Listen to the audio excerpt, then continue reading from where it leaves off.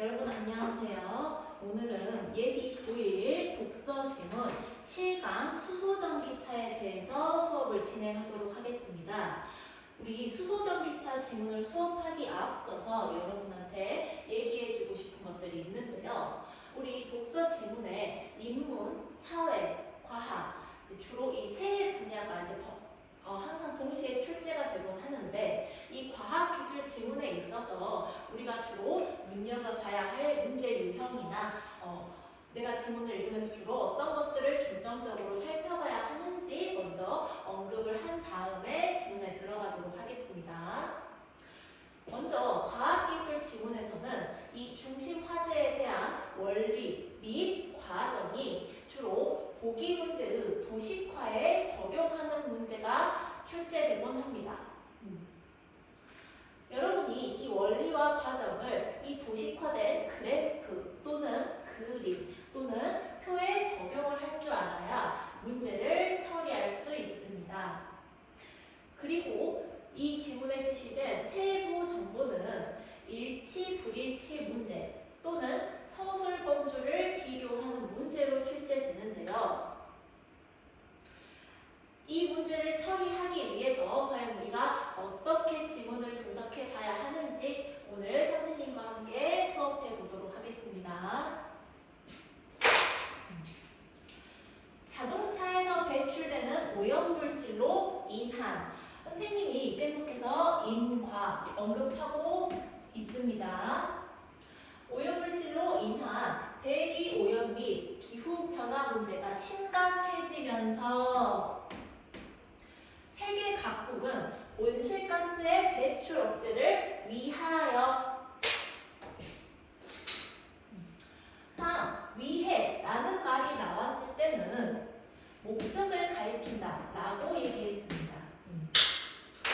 그래서 이러한 목적을 위해 자동차 분야 규제를 강화하고 있어. 오염물질의 배출이 적은 친환경차가 주목을 받고 있다 라고 해서 지금 이 1문단에 주목을 해야 할 대상이 무엇이냐? 바로 친환경차이다. 이 친환경차는 오염물질의 배출이 적다 라는 특징을 가지고 있습니다. 그러면 우리 다음 2문단에서도 이 친환경차에 대해서 계속 주목을 해봐야겠죠. 이 친환경차에는 전기차, 그리고 수소전기차, 하이브리드 차가 있는데 우리 그렇다면 먼저 이 친환경차에 들어가서 이 세 가지 차의 종류에 대한 서술범주를 지금 구분해 보도록 하겠습니다. 있는데 이 중에 전기차와 수소전기차는 그러면 지금 이 두 개를 묶어서 살펴볼 건데요. 전기 에너지를 운동 에너지로 변환하여 주는 모터만으로 구동이 된다. 전기 에너지를 운동 에너지로 변환한다. 그리고 이 변환하는 기관이 무엇이다? 바로 모터이다.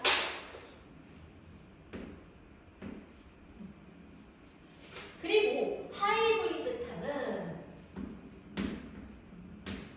모터와 함께 내연 기관차처럼 연료를 연소시킬 때 발생하는 열 에너지를 운동 에너지로 바꿔주는 엔진을 사용하여 구동된다.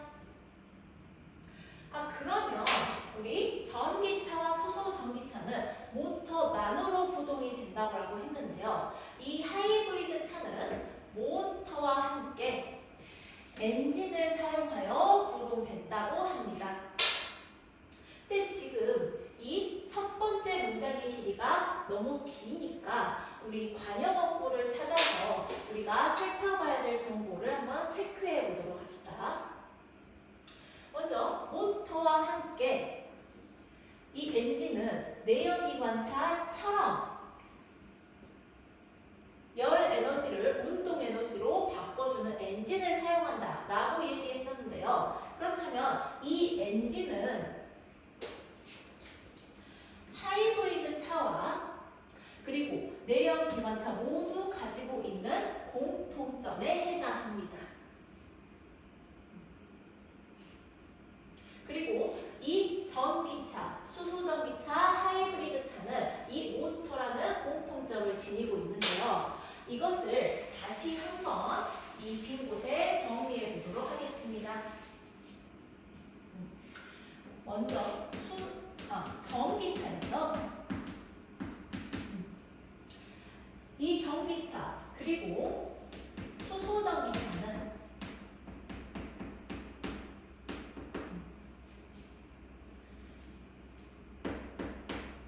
전기 에너지를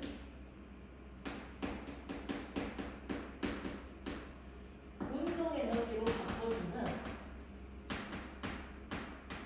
모터를 사용하고 그리고 이와 다르게 하이브리드 차는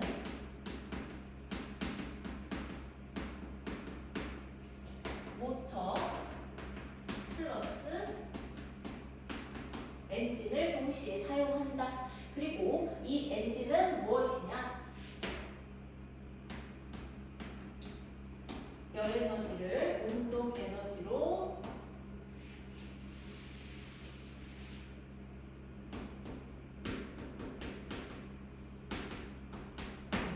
바꿔주는 기관이다. 그래서 지금 이렇게 모터라는 공통점을 이 친환경차들이 지니고 있는 것을 알 수 있습니다. 그리고 여기에 더해서 이 엔진은 무엇이냐? 내연 기관차가 가지고 있는 특징이 되기도 한다.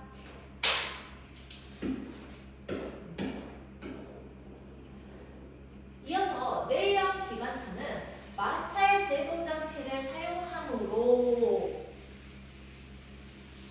그렇다면 우리 내연 기관차를 볼 때 마찰 제동 장치를 사용하므로 차가 감속할 때 운동 에너지가 열 에너지로 변환된 후에 사라지는 반면에 우리 분명 이 내연 기관차 엔진도 사용을 하는데 더불어서 마찰 제동 장치도 같이 사용한다고 합니다. 우리 엔진을 사용할 때는 열 에너지를 운동 에너지로 변환시켜준다 라고 했는데요. 이어서 마찰 제동 장치를 사용할 때는 이 운동 에너지가 열 에너지로 바뀐 후에 사라진다 라고 합니다. 그에 대한 반면 친환경차는 그럼 여기서 여러분이 헷갈리면 안 되겠죠. 이 친환경차라는 것은 1번부터 3번까지 모든 차의 종류에 적용되는 공통점이다. 이 친환경차는 감속 시에 운동 에너지를 전기 에너지로 변환하여 배터리의 충전에 다시 사용할 수 있게 하는 회생 제동 장치도 사용해서 에너지의 효율을 높이고 있다. 그러면 지금 이 내연 기관차와 친환경차가 각각 사용하는 제동 장치가 다른 것을 우리가 알 수가 있죠. 그러면 우리 아까 칠판에 필기했던 이 차의 구성 요소에 다시 한번 추가를 해봅시다.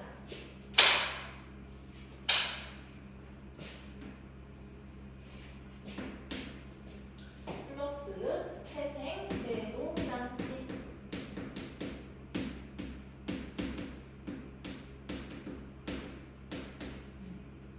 그리고 이 내연 기관차는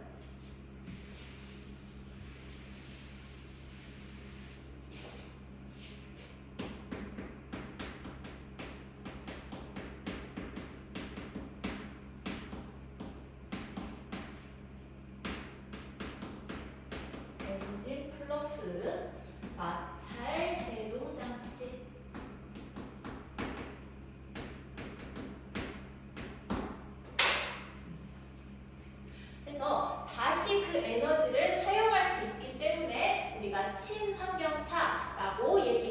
것입니다.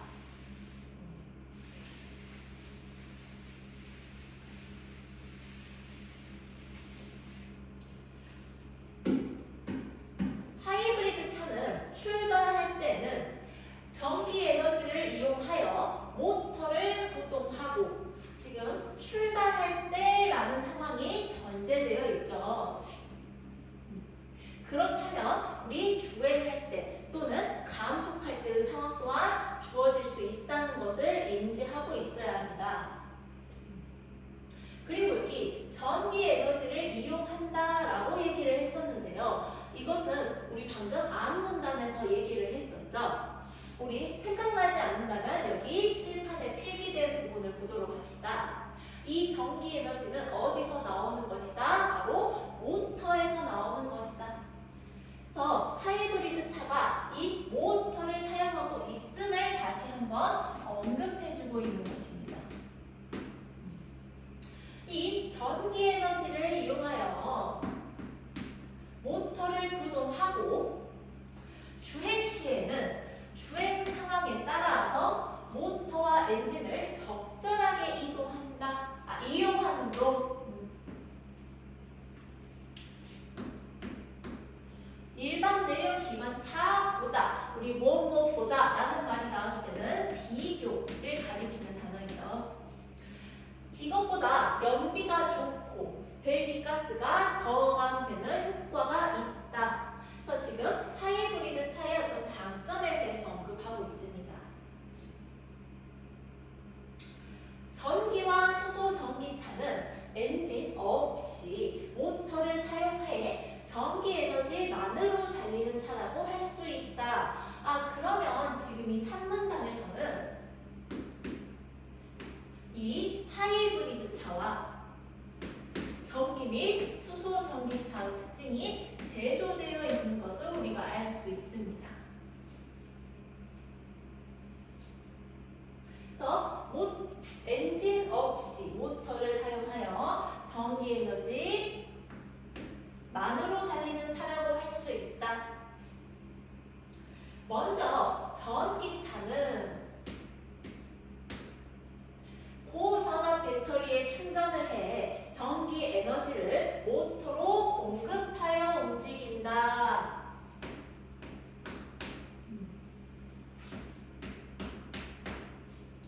그럼 이 전기차가 움직이는 원리에 대해서 지금 제시되어 있네요. 그럼 내가 여기에 다시 추가로 정보를 작성해 보도록 할까? 모터를 통해서 이 전기 에너지를 모터로 공급하여 움직이게 만들고, 수소 전기차는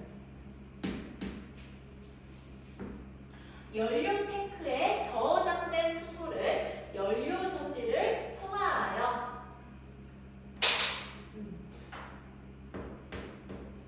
전기 에너지로 변환하여 동력원으로 사용한다. 그렇다면 결국 이 수소를 전기 에너지로 바꿔서 차를 굴러가게 한다라는 말이네요. 그러면 우리 이 수소 전기차에서 이 수소가 전기 에너지로 변환되는 것이다 라고 필기해 놓으면 되겠군요. 그리고 이 수소는 이미 연료 탱크에 저장된 수소라고 지금 얘기하고 있습니다.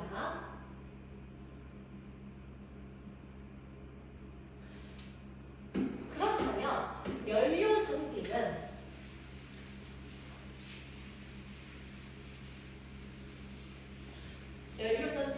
차량 구동에 필요한 수준의 전기 에너지를 발전시키기 위하여 다수의 연료 전지를 직렬로 연결하여 가로로 쌓아서 만드는데, 그렇다면 이거 직렬로 연결하고 가로로 쌓아 만드는데 이것을 바로 무엇이라고 한다? 스택이라고 얘기한다. 결국엔 이 다수의 연료 전지를 스택이라고 하는 거죠. 그러면 이 수소가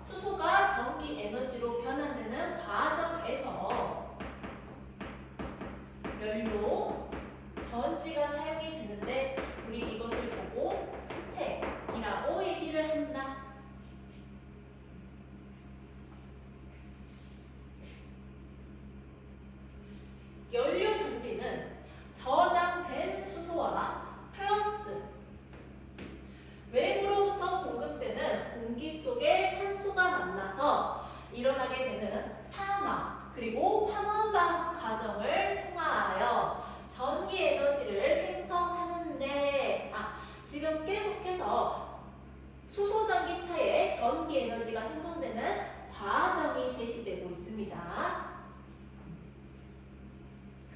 이 연료 전지는 이러한 산화 반응 과정을 통하여 전기 에너지를 생성해내는데 산화란 무엇이냐? 어떤 물질이 전자를 내어주는 것을 그렇다면 그 물질은 전자가 빠져나가는 것을 의미하죠. 그리고 환원이란 전자를 받아들이는 것을 의미한다. 이렇게 물질이 전자를 얻거나 우리 얻거나라는 단어 방금 얘기했던 전자를 받아들인다. 그것은 곧 무엇이다? 환원을 얘기한다. 그래서 환원과 연결해 줄 수 있어야겠죠. 그리고 반대로 있는 것은 무엇이 되겠습니까? 바로 산화에 같이 연결해 주어야 합니다.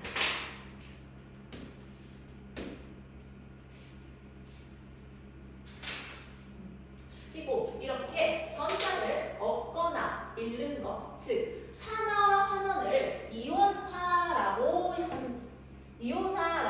하는데 물질이 전자를 얻으면 음이온이 우리 그러면 바로 이 얻는다라는 말 바로 위에 제시되어 있죠? 이거 환원하고 그대로 연결해 줘야겠네요. 그리고 전자를 잃게 되면은 이 양이온이 된다. 저 여기서 이 양이온을 산화와 같이 연결해주면 우리 개념 정리를 간단히 마칠 수 있습니다. 다시 한 번 더 산화와 환원에 대해서 정리해 보도록 하겠습니다. 산화란 전자를 내어주는 것이다. 즉, 전자를 잃는 것.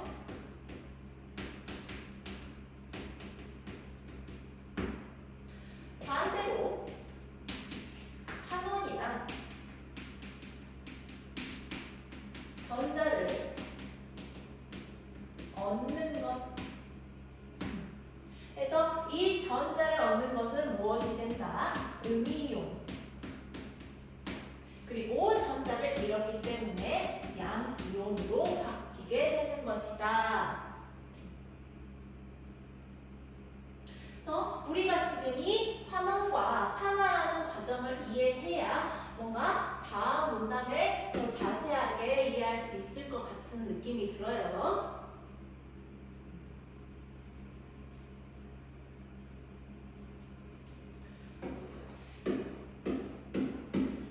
다음 문단을 보니까 다음 문단에도 수소 전기차에 대한 내용이 전개되고 있습니다. 수소 전기차에는 백금을 넣은 촉매 플러스 고분자 전해 질막을 지닌 연료 전지를 많이 사용하는데 수소 전기차에는 지금 촉매도 사용하고 연료 전지도 많이 사용한다. 이 연료 전지는 전기 에너지를 변환할 때 이것을 통해서 변환한다 라고 얘기했었죠. 사용하는데 다른 연료 전지에 비하여 출력이 크고 저온에서도 작동이 되며 구조도 간단하다. 그래서 이 고분자 전해 질막을 지닌 연료 전지에 대해서 이제 장점 간단히 제시되어 있네요. 연료 전지에 마이너스 극과 플러스 극에 사용되는 촉매 속에 들어있는 백금은 그렇다면 이 촉매란 무엇이냐? 플러스 극과 마이너스 극에 적용이 되는 것이구나. 그리고 이 백금은 마이너스 극에서는 소수의 산화 반응을 산화가 무엇이었더라? 우리 학생들 또 방금 잊어버린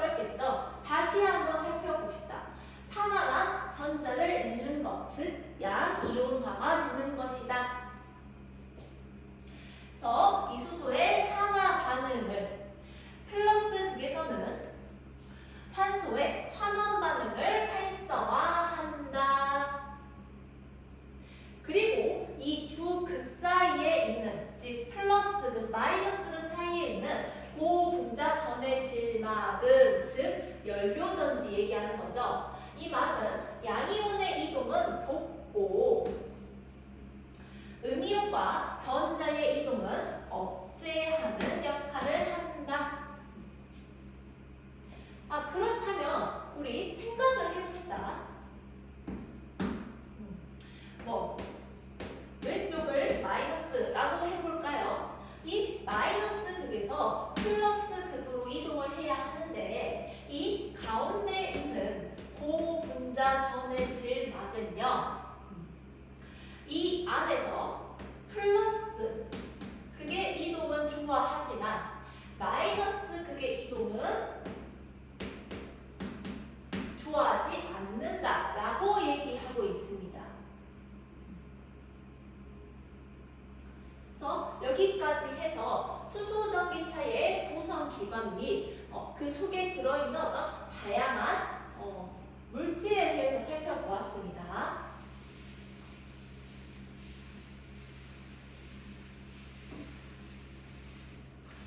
다음 문단에서 살펴볼 것은 무엇이냐? 연료 전지에서 전기 에너지가 생성되는 과정에 대해서 구체적으로 살펴보도록 합시다. 그렇다면 이 연료 전지 우리 무슨 차가 사용하는 것이라고 했죠? 2번 수소전기차가 사용하는 것이라고 얘기했습니다. 지금 직접적으로 수소전기차에서 전기 에너지가 만들어지는 과정이라고 하지 않아도 이 수소전기차와 관련된 어떤 정보를 통해서 이제 그것과 관련된 그 내용이라는 것을 알아차려야겠죠, 여러분. 수소를 저장한 연료 탱크로부터 수소가 마이너스 극으로 공기 공급기로 유입되는 외부의 공기 속의 산소가 플러스 극으로 유입되면서 시작이 된다. 이 마이너스 극에 공급된 수소는 촉매 속의 백금에 의해서 수소 양이온과 전자로 분리되고 얘들아 우리 아까 백금이 뭔지 얘기했었지. 백금은 무엇이다? 산화 또는 환원의 과정을 활성화시킨다. 다시 한번 볼까요? 정확하게 지문을 통해서 여기 바로 나타나 있죠? 이 백금은 산화 그리고 환원의 반응을 활성화시킨다. 그래서 이렇게 백금에 의해서 이 수소가 산화 또는 환원 반응이 일어난 상태입니다. 얘들아 그러면 지금 수소가 전자로 분리되어 있는 걸 알 수 있지. 그렇다면 수소에 적용된 이온화 과정이 바로 무엇이다? 수소 산화가 적용되었다. 그리고 수소 양이온은 고분자전의 지막을 통과하여 플러스 극으로 얘들아 그리고 아까 고분자전의 지막을 얘기할 때 이 양이온 즉 플러스는 이 내부를 통과할 수 있다라고 얘기를 했었죠. 이동을 도와준다라고. 그리고 그렇다면 이 전자는 외부 회로를 통하여 플러스 극으로 이동한다.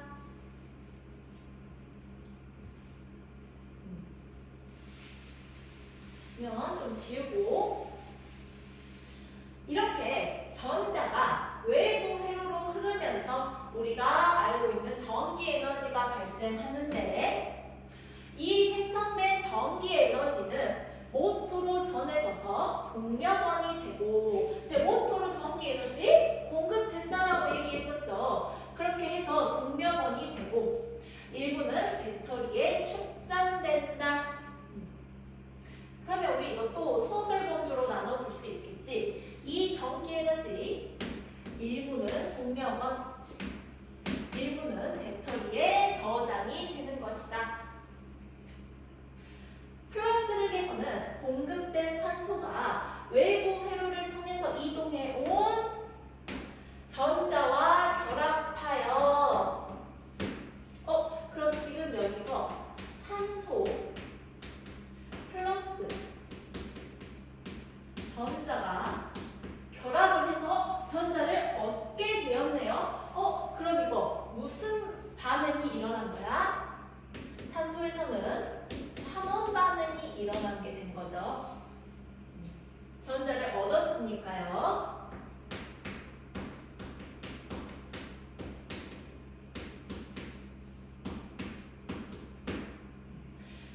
이렇게 산소 음이온이 된 후에 고분자 전해 지막을 통과해온 수소 양이온과 이 산소 음이온이 만나게 되어 우리가 아는 H2O 물이 되어서 그 물은 외부로 배출된다라고 얘기합니다. 그러면 여러분들 이렇게 줄글로 쭉 이어져 있는 과정을 살펴봤을 때 머릿속에 도저히 정리가 안 될 거라고 생각해요. 우리 그렇다면 무엇을 활용할 수 있느냐? 이 문제에 제시되어 있는 도식화를 이용하여서 다시 지문의 내용을 살펴보도록 하겠습니다.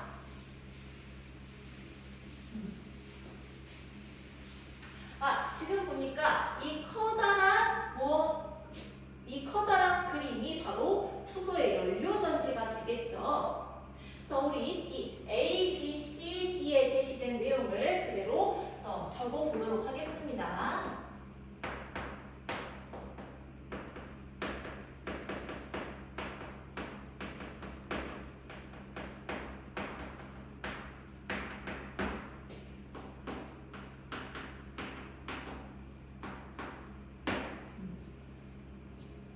여러분도 지금 선생님과 함께 바로 이 보기 도식화에 필기해 보도록 합시다.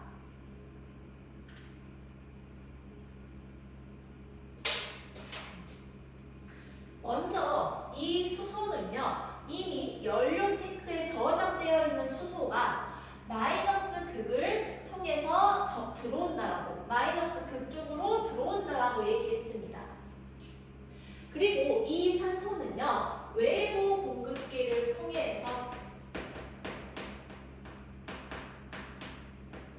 이 연료 전지로 들어오게 된다, 공급이 된다라고 얘기했습니다.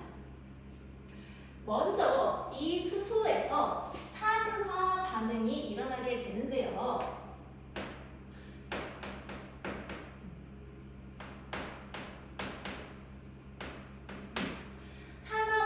일어나 전자를 내어줘야 하기 때문에, 즉 전자를 잃어야 하기 때문에 수소 양이온과 전자로 분리되어 있는 것을 볼 수 있습니다. 그리고 이 고분자 전해 지막은 플러스를 좋아한다라고 얘기했는데요. 때문에 이 플러스는 고분자 전해 지막을 통과하여 플러스 극으로 도달할 수 있는 것이고, 고분자 전해 지막은 전자, 음이온을 싫어하기 때문에 이 가운데를 통과할 수 없는 전자는 어디로 가느냐? 바로 이 외부 회로를 통해서 지나가게 됩니다. 그리고 이 외부 회로를 지나가면서 전기 에너지가 발생하게 되는데, 이 전기 에너지의 일부는 동력원이 되고, 그리고 일부는 배터리에 축전이 된다 라고 얘기했습니다.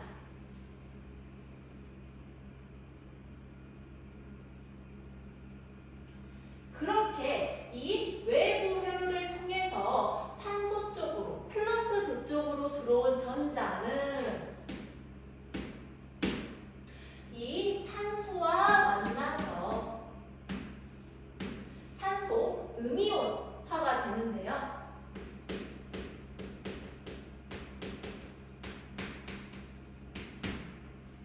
그럼 지금 산소가 음이온이 됐으니까 무슨 반응이 일어난 겁니까? 환원 반응이 일어나게 된 거죠.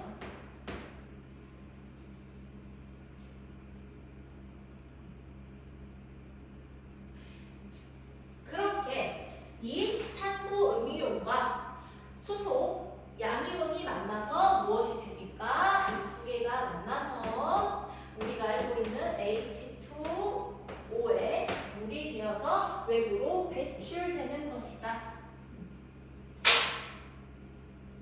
이렇게 해서 전기 에너지가 발생하는 과정을 우리 도식화와 함께 필기를 해보았습니다.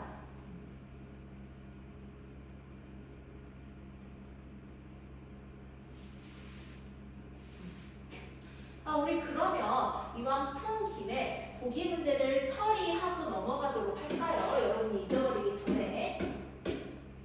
먼저 A와 D 안에 들어있는 금속은 각각 수소와 산소의 이온화를 촉진하겠군. 우리 다시 한번 천천히 해보도록 합시다. 여러분 이 문제를 자세히 봐야 하는 게 정답률이 50%였어요. 50% 정도는 상당히 낮은 정답률에 해당합니다.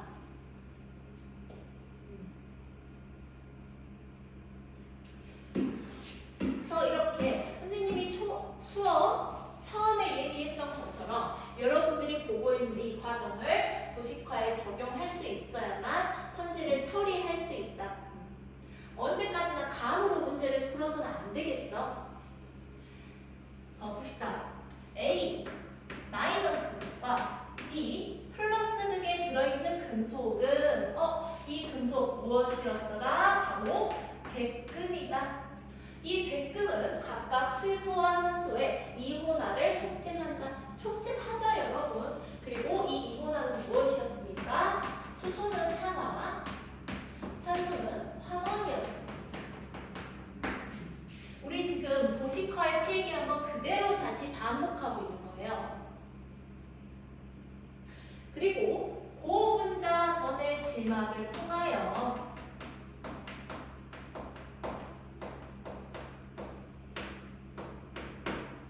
전자가 흘러가는 이유는 C, 즉 외부 회로가 선생님 바꿔서 썼군요. B가 외부 회로죠. 외부 회로를 통해서 전자가 흘러가는 이유는 고분자, C가 고분자인데 바꿨었을 때 C 고분자 전의 질막이 전자의 이동을 억제하기 때문이다. 도와주지 않기 때문이다. 이것도 적절하죠. 그리고 3번 C 고분자 전의 질막을 통과하여 플러스 극으로 이동하는 수소양 이온은 A 즉 마이너스 극에서 전자를 잃은 수소겠군. 3번도 적절하네요. 그리고 4번 봅시다.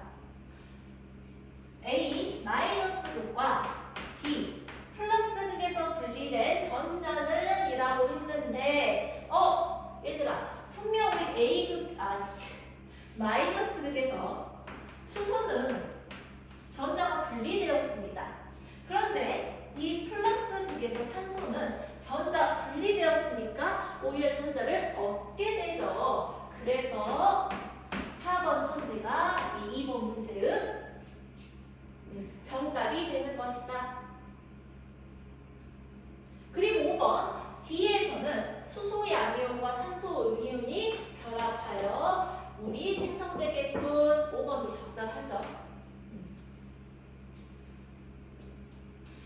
여러분이 여기까지 해서 이해가 잘 됐는지는 모르겠어요. 네, 혹시라도 이해가 안 되는 부분이 있다. 내가 조금 머릿속에서 이 세부 정보가 정리되지 않는다 싶은 학생들은 다시 선생님한테 와서 질문하시기 바랍니다.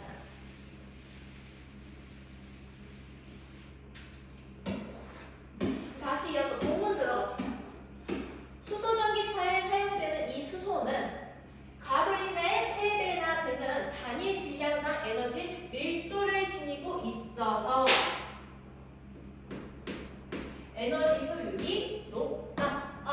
밀도가 높으니까 에너지 효율도 높은 모양입니다. 얘들아 3배나 된다.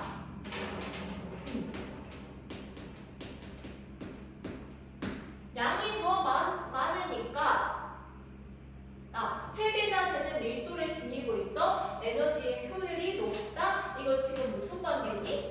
정비례 법이죠.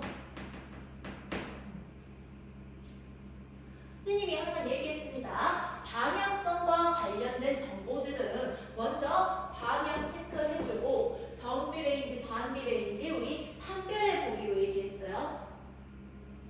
그리고 수소와 산소의 반응을 이용함으로 오염물질이나 온실가스의 배출이 적고 친환경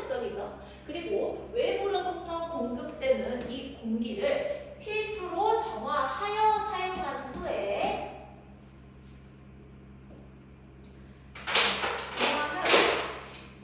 분필이 또 깨졌어. 사용한 후에 배출함으로 공기를 또 정화해서 배출하니까 공기를 정화하는 기능도 한다고 합니다. 여기까지 해서 우리 수소의 장점에 대해서만 얘기를 하고 있지?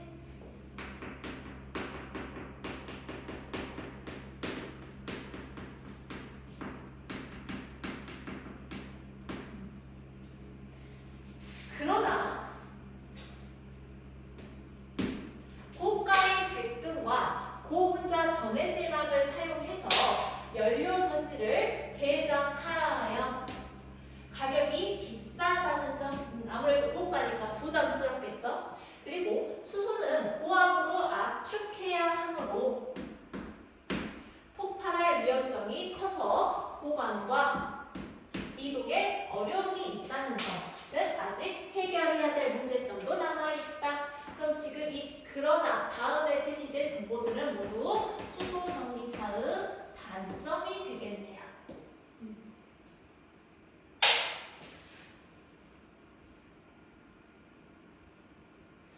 이렇게 해서 우리 과학지문 본문 정리는 모두 끝이 났습니다. 네, 그렇다면 여러분이 지문을 다 읽고 나서 해봐야 하는 것이 있는데요.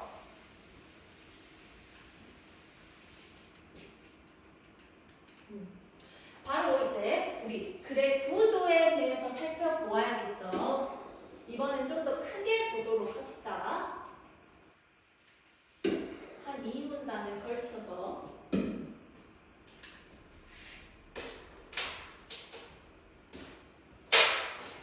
먼저 1문단에서는 친환경차라는 화제가 제시되었습니다.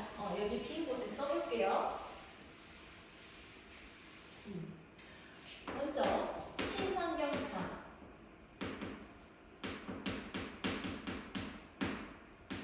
라는 화제가 제시되었고 그 다음 문단에서는 전기, 수소전기차, 하이브리드차를 나누어서 각각의 특징들에 대해서 설명해 주었죠.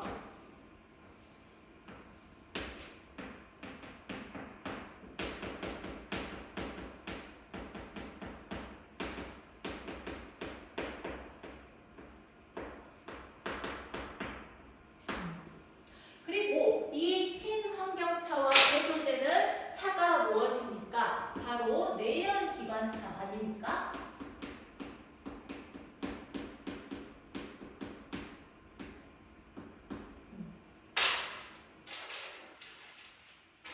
이렇게 해서 전기와 수소 전기는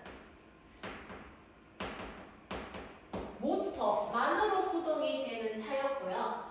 이 하이브리드는 모터 플러스 엔진이 같이 사용되는 차였습니다.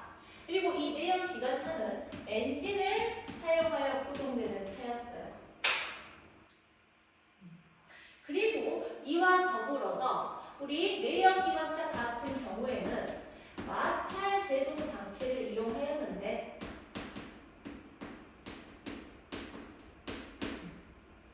이 친환경차 같은 경우에는 이것과 더불어서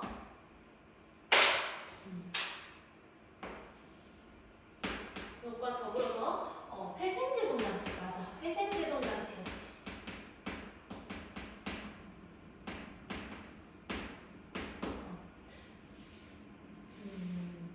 아니, 플러스라고 해야겠네. 이거에 플러스 회생 제동장치가 같이 이 구성 요소로 사용이 되었었죠.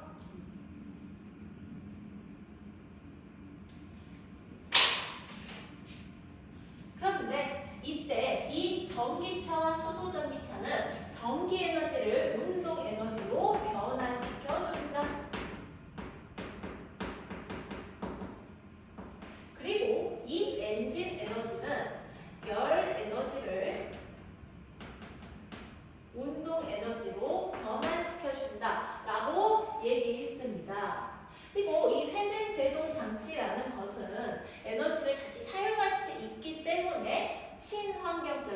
효율이 높아진다라고 얘기했었죠.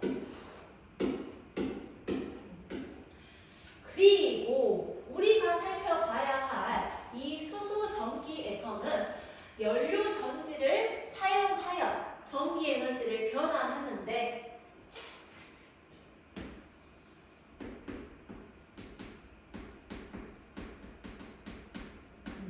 그렇다면 이 연료 전지란 무엇인가? 연료 전지 안에 들어가 있는 것은 무엇인가? 라고 얘기를 했습니다. 그래서 이 연료 전지 안에는 촉매와 고분자, 전해질막이 있는데요.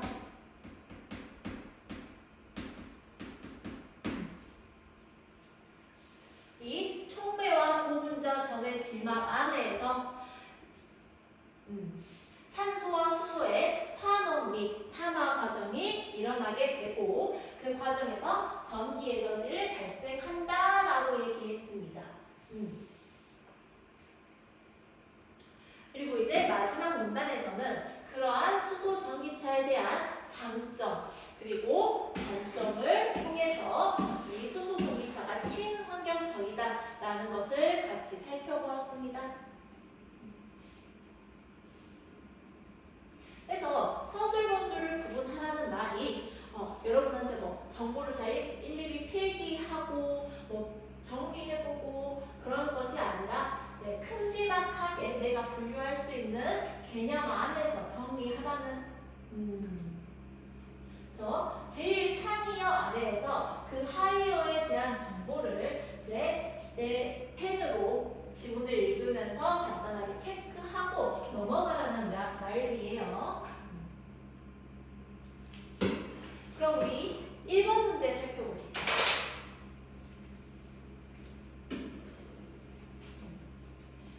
1번은 항상 내용 일치, 불일치 문제가 제시가 됩니다. 살펴볼게요. 고압으로 압축한 수소는 폭발할 위험이 크니까 보관이나 이동이 어려워서 굉장히 어려움이 많다. 적절하죠? 2번 수소전기차는 공급되는 외부 공기를 필터로 걸러서 사용하므로 이때의 외부 공기 무엇이다? 바로 산소이다. 그래서 정화된 공기가 배출되겠군. 2번도 적절하네요. 3번 수소가 연료로 쓰이는 이유는 가솔린보다 에너지 효율은 낮지만 친환경적이다. 아니 우리 에너지 효율이 좋아서 친환경적인 거 아닙니까? 그래서 여기에 낮지만이 아니라 높지만이라고 수정하고 답은 3번으로 체크합시다. 그리고 백금과 고분자 전해질막을 대신할 저가의 원료를 개발한다면 연료전지의 가격을 낮출 수 있다. 이건 적절하죠. 너무 비싸서 문제였으니까. 그렇다면 1번부터 4번까지는 전부 어디에 있던 내용이다? 바로 마지막 문단에 있던 내용이다.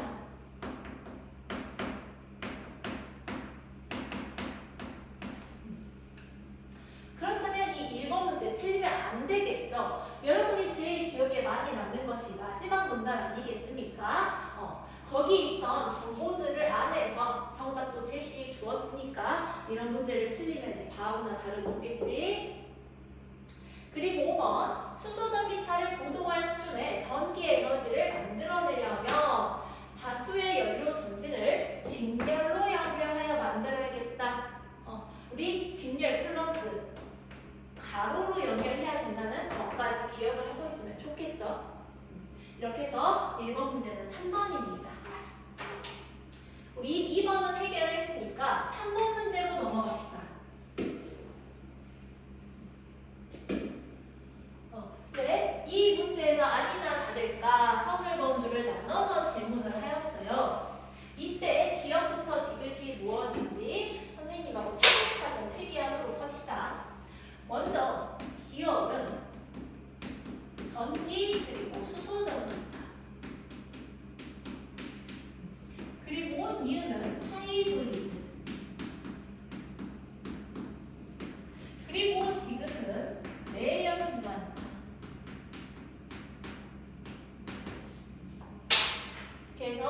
이 차트를 바탕으로 문제 풀어봅시다. 기억은 니은, 디귿과 달리는 항상 무엇이다? 차이점을 언급하는 것이다. 달리 연료 탱크를 제작할 필요가 없다라고 얘기했는데 우리 수소전기가 연료 탱크가 필요하죠. 그래서 시작부터 답이 1번으로 제시되었습니다. 연료 탱크, 수소전기 필요해요.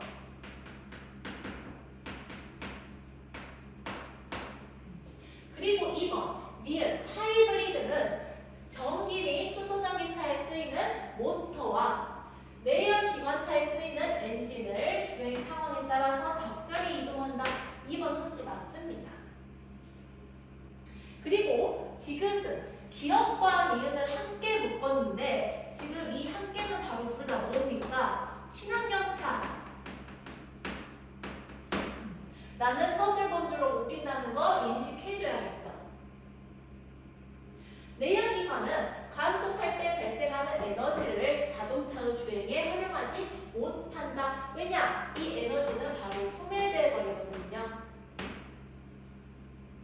그리고 기억과 니은은 친환경차는 내연기관차에 비해서 오염물질과 온실가스의 양이 적다. 그래서 친환경차 아니겠습니까?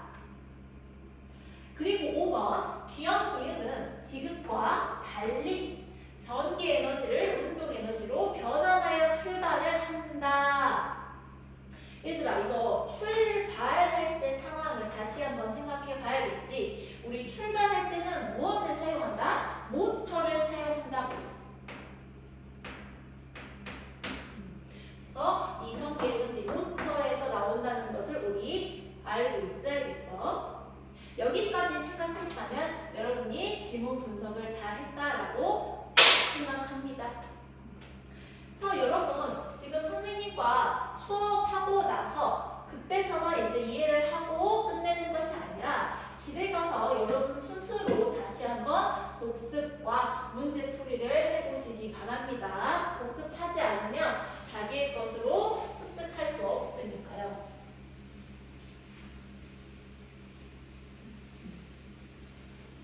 그러면 여기까지 해서 7강 수업 마치도록 하겠습니다. 수고하셨어요.